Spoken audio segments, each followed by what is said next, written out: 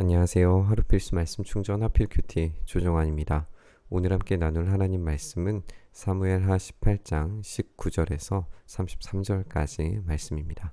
그때 사독의 아들 아히마아스가 요압에게 이렇게 이야기합니다. 제가 임금님에게로 달려가서 주님께서 임금님을 원수에게서 구원하셨다는 이 기쁜 소식을 전하겠습니다. 라고 이야기를 합니다.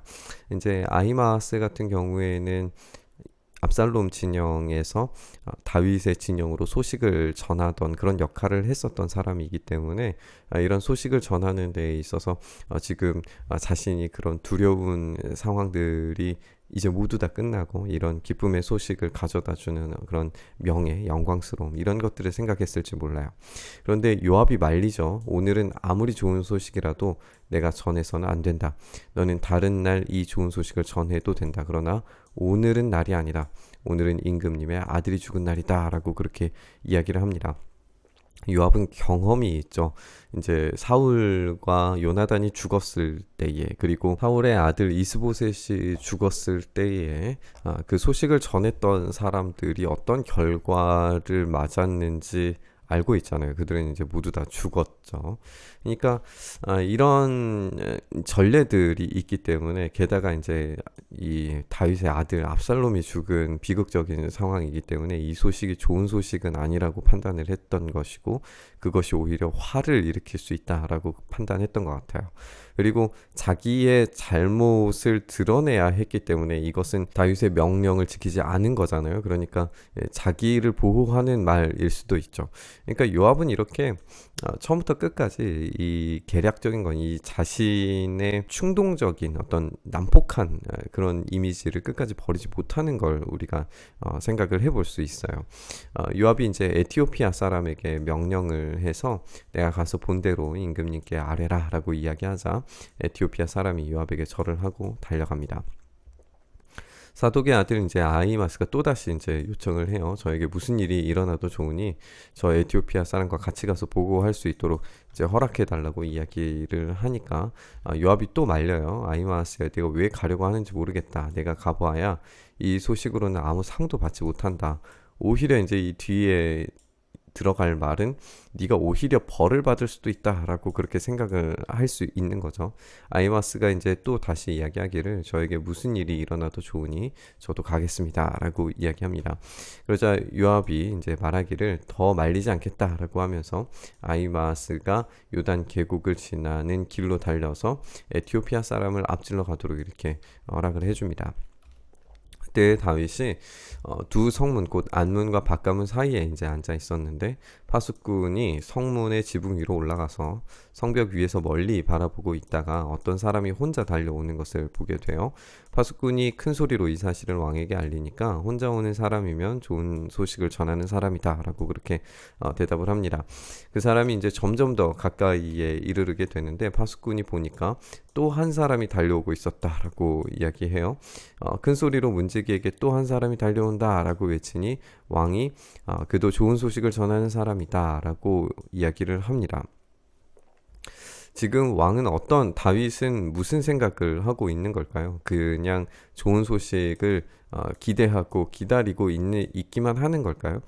이제 한 사람이 달려오고 두 사람이 지금 동시에 달려오는 것은 아주 긴급한 소식이라는 것이고, 다윗이 생각했을 때의 긴급한 소식이라고 하는 것은 패전의 소식이었을까요? 그러면은 지금 당장에 도망쳐야 할 상황을 상정할 수 있었을 텐데, 왕은 이 긴급하게 들어오는 소식을 좋은 소식이라고 규정하고 있습니다.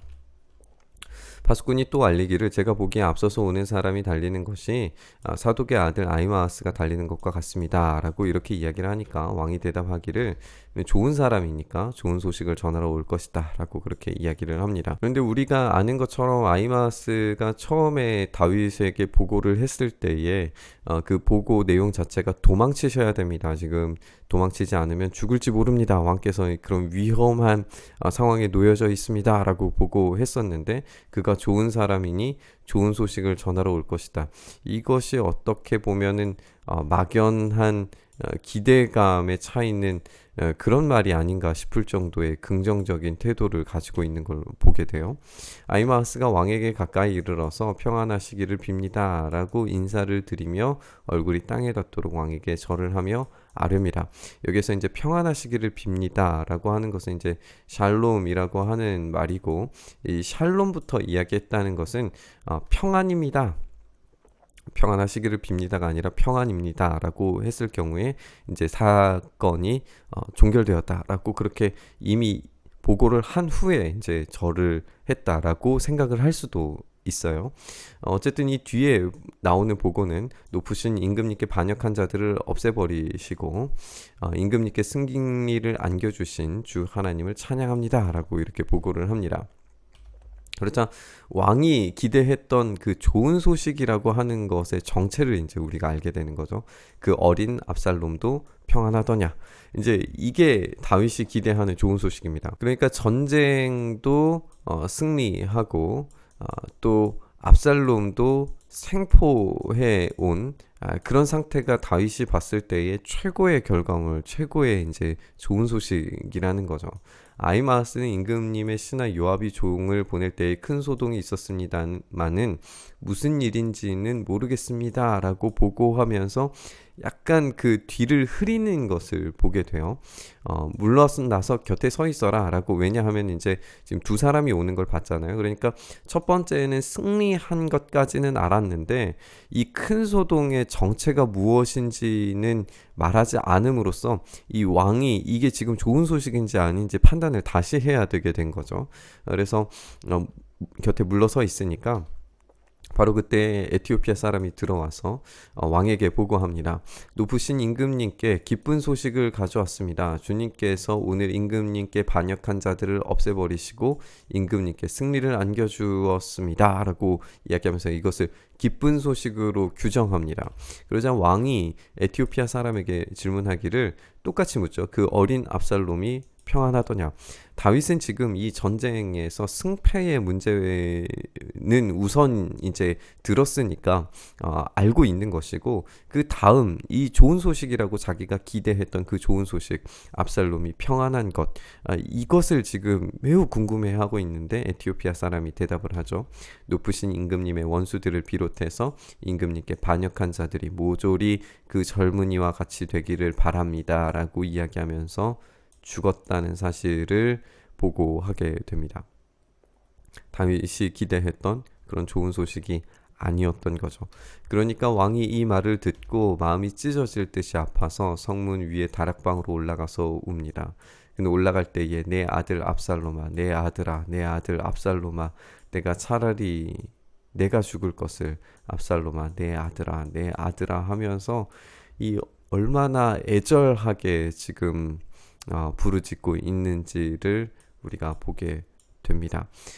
다윗은 왕으로서의 책임과 아버지로서의 책임 그 사이에서 갈등하고 우유부단한 처신을 하다가 결국에 아들이 죽는 모습을 볼 수밖에 없었습니다. 물론 우리가 이제 본문의 전반적인 내용들을 다 살펴보고 오는 것처럼 압살롬은 그리 좋은 왕의 자질을 가지고 있었던 인물은 아니었습니다. 그렇기 때문에 하나님께서 압살롬을 제거하신 것 같은 그런 느낌이 들기도 합니다. 그러나 다윗은 여전히 왕이자 아버지였고, 아버지로서 아들을 잃은 그 슬픔 그 자체에 대해서는 매우 통렬하게 부르짖는 모습을 우리가 읽게 됩니다. 이렇게 다윗은 왕과 아버지 사이에서 갈등하다가 결국에 비극적인 종말을 보게 되었습니다. 다윗의 이 아픔과 슬픔이 이 내 아들아, 내 아들아, 내 아들아 계속해서 반복하며 우는 모습 통해서 정말 애절하게 우리에게 다가오는 것 같습니다. 아들을 잃은 이 슬픔, 이 깊은 슬픔이 암논과 그리고 바세바와의 사이에서의 아들과 또 압살롬까지 이어지면서 다윗은 마치 압살롬이 자기의 아들들, 자기의 이름을 이을 아들들이 없다고 그렇게 말하고 생각했던 것처럼 다윗도 마찬가지로 자기의 뒤를 이을 만한 아들이 완전히 사라져버린 것 같은 그런 모습을 우리에게 보여줍니다. 그러나 우리가 또 한편으로 기대하고 또 생각하게 되는 것은 다윗에게 자기가 사랑했던, 자기가 원했던 형태의 왕위의 계승이 전혀 일어나지 않았지만 하나님께서는 다윗의 가문에게 약속하신 그 약속을 신실하게 지켜내셨다라고 하는 사실을 우리가 기억해 봤으면 좋겠습니다. 다윗과 압살롬의 기대와 방식은 완전히 산산조각 났지만 하나님의 계획은 변하지 않고 지금도 일하고 계시는 것을 우리는 보게 될 겁니다. 우리는 우리의 계획과 우리의 생각, 그것이 어떤 갈등을 일으키고 문제를 일으킬 때가 얼마나 많은지 생각해 봅니다. 우리의 믿음과 삶 사이에서 우리의 욕망과 우리의 신앙의 정체성 사이에서 늘 끊임없이 갈등하면서 문제를 야기하고 있지만 결국에 하나님은 우리의 것들을 포기시키시고 좌절시키시고 마침내는 하나님의 뜻을 이루어 가실 수 있는 분이시라는 사실을 우리가 기억하면서 그 사실을 우리가 신뢰하면서 하나님 앞에 나아갔으면 좋겠습니다. 우리의 계획이 무너지더라도 하나님의 신실하심은 결코 포기치 않으시는 줄 믿습니다. 때로 우리가 경험하는 비극적 사실들이 우리를 낙심시키고 우리를 무너지게 만들지만 우리가 그곳에서 다시 일어나서 신실하신 주님을 바라볼 수 있는 믿음의 눈을 얻을 수 있기를 소망합니다. 이렇게 오늘 말씀 묵상하면서 기도의 자리로 나아가시죠. 주님, 우리의 삶에도 동일한 일을 행하시길 소망합니다. 우리의 힘과 우리의 계획이 아니라 하나님의 뜻을 우리의 삶에 부어주셔서 주님께서 일하시고 주님께서 만들어 가시는 인생의 결과물들을 우리가 받아들이도록 주의 은혜 더하여 주시옵소서. 이렇게 우리의 삶 가운데 직접 찾아오셔서 강력하게 역사하여 주시기를 간절히 바라고 소망하며 우리 주님 예수님 이름으로 기도드리옵나이다. 아멘.